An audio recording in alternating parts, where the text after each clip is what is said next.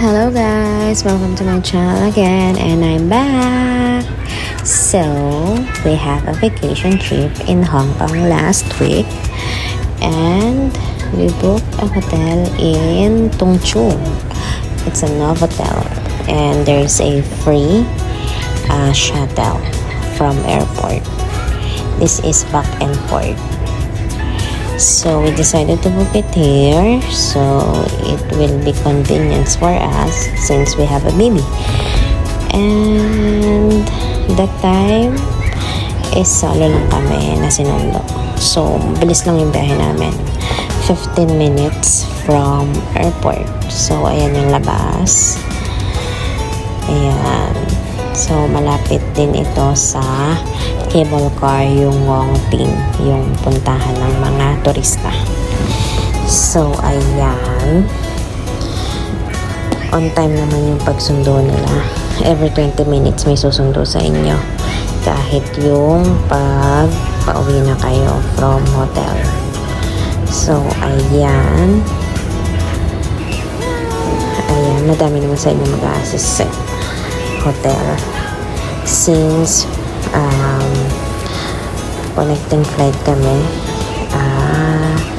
dinicide namin mag Hong Kong trip muna ng 4 days.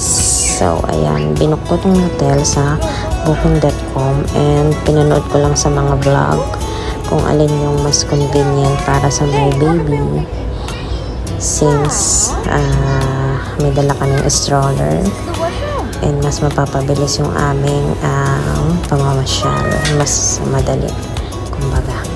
So ayan yung view ng hotel. Connected din ito sa City Gate Outlet Mall, yung puntahan ng mga turista as well, and mga branded yung mga mabibili doon. Hindi lang kami nakapag-shopping kasi puno na yung aming bagahe. Since galing kaming Dubai, madami kaming dala. So, ayan yung complimentary gifts nila. Nirequest ko to kasi nga sabi ko sa hotel ay anniversary namin. So, wala naman kaming binayaran dito sa wine. Ayan, and then may pa free cake sila. Diba? Tuwan-tuwa nga dyan yung anak ko kasi mahilig talaga siya sa sweets. And ayun, yung washroom nila dito ay separate yung toilet sa shower room. And ayan, maliit lang tong room nila dito pero pricey siya since this is in Tung Chung and yung binook ko palang hotel ay may kasama ng breakfast. So, mag-a-add lang kayo doon ng magkano. 2 adults yung dyan, free. Since yung bata, yung baby namin ay wala pang bayad dito sa hotel. Kasi nga ay 2 years old pa lang siya. Ayan. Nagbe-breakfast muna kami bago kami mag-activity. And wala kaming kinuha na tour guide. Since mahilig lang ako mag-search, so ayun yun, ako na yung pinaka nila, tour guide, char. And everyday sila dito ay may pa-siomai, fried rice and siopaw since Chinese nga sila, mahilig sila sa ganang food. And may pa-coffee naman din sila dyan and meron ding egg station. Pwede ka magpaluto ng egg sa kanila kung sunny side up or omelette. Yan, pwede kayo magpasuyo. So, ayan. Dapat talaga maaga kayo gigising kasi from 8 a.m. to 10 a.m. lang yung breakfast nila. And after 10 a.m. magliligpitan na sila. Ganun, kumilos dito ang mga tao. Sobrang bilis nila magligpit. And, ayan, yung breakfast namin nung day 1. So, ito yung sinasabi ko sa inyo na connected siya sa outlet mall. Mga branded dito yung mabibili. May mga Kate Spade, Marc Jacob, Coach, Michael Kors, Uniqlo, and everything. Ayan, medyo malaki din tong mall. Kaya masakit talaga sa paa maglakad. Since dulo-dulo yung lalakaran namin. Ayan, mall. So, from hotel, maglilift pa kami papunta doon sa labasan, papunta sa station. Ayan, yan yung labas ng City Gate Outlet. Ayan, pupunta kami ngayon sa Ngongping Cable Car. Ayan. Buti na lang that time ay open pa yung cable car kasi under maintenance siya since September 2 to 19 I think. Buti na lang nakaabot kami.